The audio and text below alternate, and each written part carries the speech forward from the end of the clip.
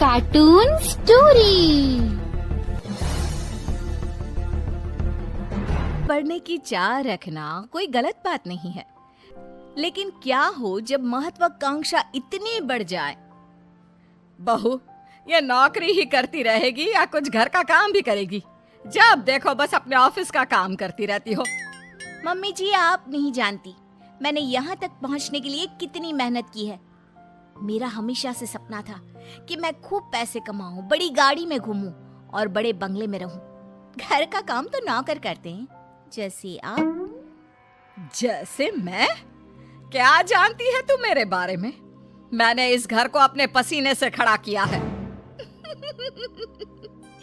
घर पसीने से नहीं, पैसे से खड़ा होता है मम्मी जी, जो मैं कमा रही हूँ।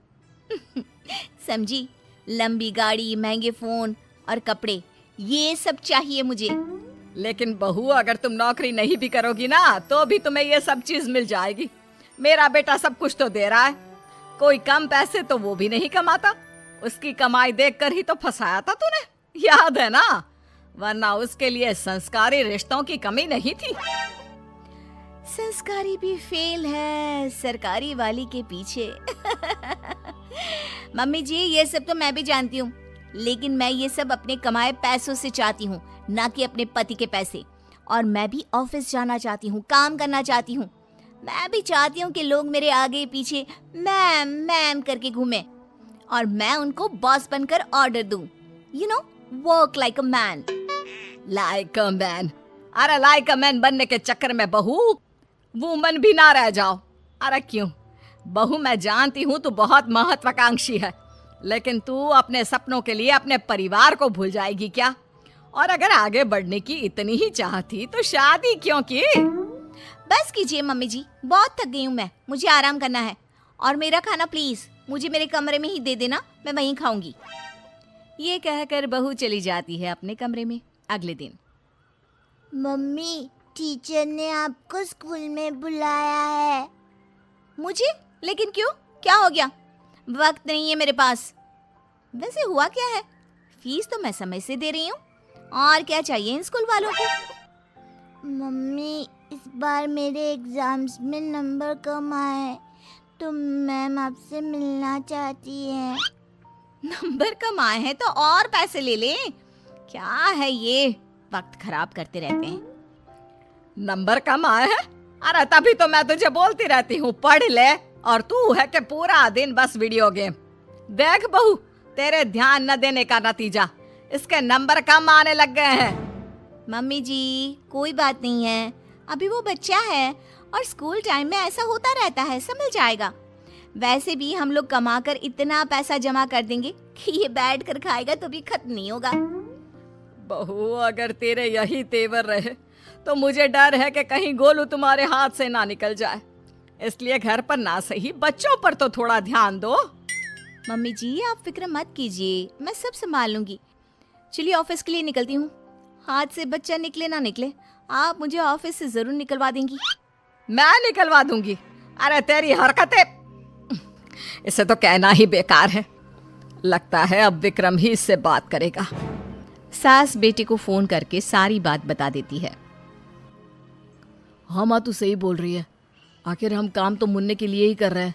अगर वही ठीक नहीं निकला तो मैं बात करता हूँ उससे। शाम को बहू जब काम से घर लौटती है, मम्मी जी अगर आपको यहाँ किसी चीज की परेशानी थी तो आप मुझसे बोलती, इनको फोन करके बताने की क्या जरूरत थी? क्योंकि तू मेरी बात सुनने को तैयार ही कहाँ होती है, तुझे तो केवल अपने काम की पड़ी होती है। मैंने अपनी परेशानी अपने बेटे को बता दी, अब वही सब यहाँ आकर संभाल सकता है। कुछ दिनों बाद बेटा विदेश से घर आता है।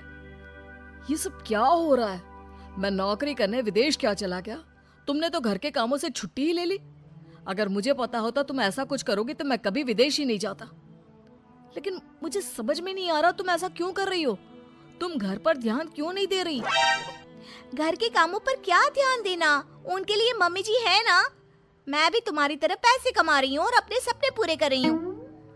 मैं पैसे अपने सपने पूरे करने के लिए नहीं, हम सबके लिए कमाता हूँ, ताकि तुम सब बढ़िया से रहो, तुम्हें किसी चीज की दिक्कत ना हो। और वैसे भी हमें तुम्हारे जॉब करने से कोई प्रॉब्लम नहीं है, प्रॉब्लम ये है कि तुम अपने परिवार के प्रति जिम्मेदारियां पूरी नहीं कर रही हो। पूरी जिम्मेदारी उठाने का ठेका मैंने लिया है क्या? अरे कुछ तुम ही कर लो। ऐसा है तो ठीक है माँ, मैं घर के कामों के लिए नौकर रख रहा हूँ और गोलू की पढ़ाई वगैरह मैं सब खुद देख लूंगा। अगले दिन से घर का सारा काम नौकरानी संभाल लेती है और कभी कभी तो वो सास की देखभाल भी करती है। तूने एकदम सही लड़की को काम पर रखा है। कितना काम करती है और शिकायत का एक भी मौका नहीं देती। दिखने में भी कितनी सुंदर है। बेटा सच कहूँ तो बहुएं ऐसी ही होनी चाहिए। माँ वैसे भी ये नौकरानी नहीं है, दरअसल ये मेरे ऑफिस में ही थी, लेकिन जब मैंने इसे अपने घर की प्रॉब्लम बताई तो मेरी मदद करने के लिए राजी हो गई। दूसरों के लिए सोचती भी कितना है। हाँ माँ, मुझे नहीं पता था कि ये गीता इतना अच्छा घर का काम भी कर लेती है। वैसे माँ ये ऑफिस में भी सब कुछ संभाल लेती है, वो भी अच्छे से। बहुत महत्वाकांक्षी नहीं है, लेकिन सबको लेकर आगे कैसे बढ़ना है ये इसे अच्छी तरह पता है। मुझे इसकी सबसे अच्छी बात क्या लगती है पता है? क्या बेटा? जब मैं घर पर नहीं होता तो ये आपका और गोलू का कितना अच्छा ध्यान रखती है। तभी घर में मेहमान आ जाते हैं। ओहो, ये लोग भी ना धर्मशाला समझकर रोज आ जाते हैं। ये बोलकर वो अंदर चली जाती है। अरे आइए आइए बेटा, जरा चाय पानी लेकर आना। तभी गीता सुंदर सी साड़ी में अच्छे से चाय पानी लाकर टेबल पर रख देती है। हाय रे, आपकी बहू सही रास्ते पर आ गई। नहीं तो हमेशा हवाई बनकर घूमती रहती थी। अरे नहीं नहीं, ये नौकरानी है हम लोगों के यहाँ। बेटे के ऑफिस में ही नौकरी करती है। वो क्या है ना, पैसों की जरूरत पड़ गई थी इसे तो पार्ट टाइम में। लेकिन कितना अच्छे से काम संभाल लिया है आपका। घर भी चमक रहा है और सब कितना अच्छा लग रहा है। तभी बहू आ जाती है। इसी काम का तो उसे पैसा मिलता है, तो उसे करना ही पड़ेगा ना। कितनी अच्छी लड़की है। काश मैं इसकी शादी तुझसे करवा पाती। मुझे एक अच्छी बहू मिल जाती और तुझे एक अच्छी बीवी। मम्मी जी, आप ये क्या बोल रही हैं? मैं तो बस वही बोल रही हूँ जो मेरे मन में आया। कुछ गलत कहा क्या? ये सुनकर बहू उठकर अंदर चली जाती है और सोचने लगती है। आज मम्मी जी ऐसा बोल रही हैं, कल को मम्मी जी ने ऐसा कुछ सच में कर दिया तो मेरा क्या होगा? वैसे भी मम्मी जी मेरे से परेशान रहती हैं और मम्मी जी ने इनको दूसरी शादी के लिए मना लिया तो नहीं, मैं ऐसा कुछ नहीं होने दूंगी। मैं इनको एक अच्छी बहू, बीवी और माँ बनकर दिखाऊंगी। उस दिन के बाद से बहू अपने परिवार का ख्याल रखना और एक अच्छी बहू, बीवी और माँ बनना शुरू कर देती है।